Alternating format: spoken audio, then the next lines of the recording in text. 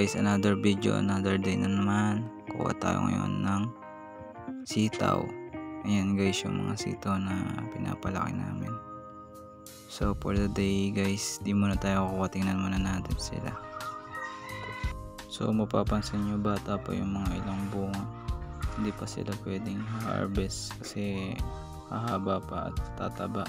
Hintay muna siguro tayo guys ng mga ilang days para makuha na.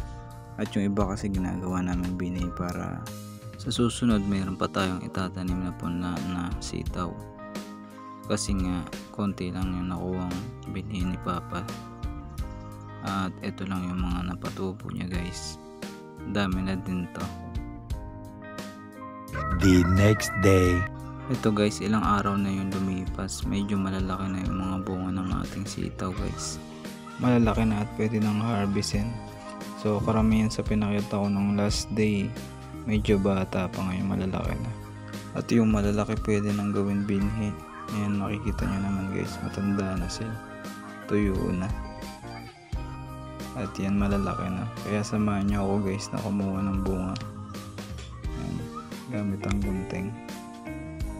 So yan, mahaba niya. Haba na ng sitaw guys. Pwede na talaga. Kukunin din natin to guys. Matanda na kasi sabi ni Papa, pag malaki na kunin na guys. Saka napapansin din ng mga dumadaan sa daan, ang haba na daw, ba't hindi pa daw kinukuha. Hindi nila alam guys, ginagawa namin binhi kaya nito. Medyo basa pa kasi umulan. Pag natuyo-tuyo na to ng bagya, kukunin ko na yan guys.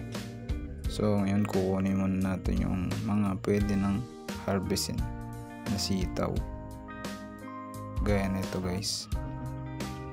So yan, madali lang kunin. Kaso nga lang minsan hirap dito, may mga sira minsan yung bunga nya. May mga itim-itim. Nag-i-spray naman ako nito kaso bumabalik minsan. Yan.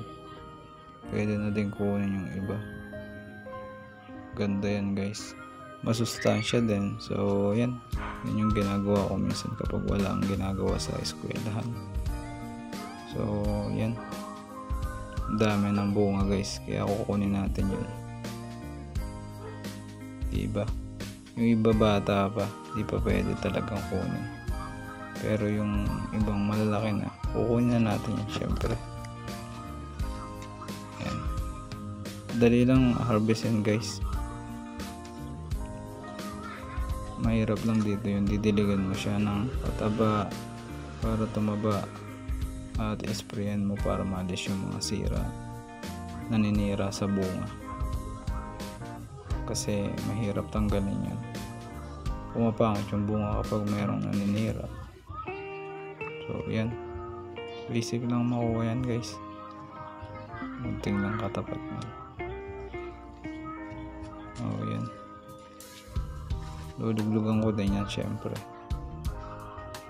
Ayan na guys, tapos na ma-harvest.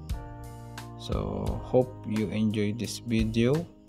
Please like and share and subscribe to my YouTube channel.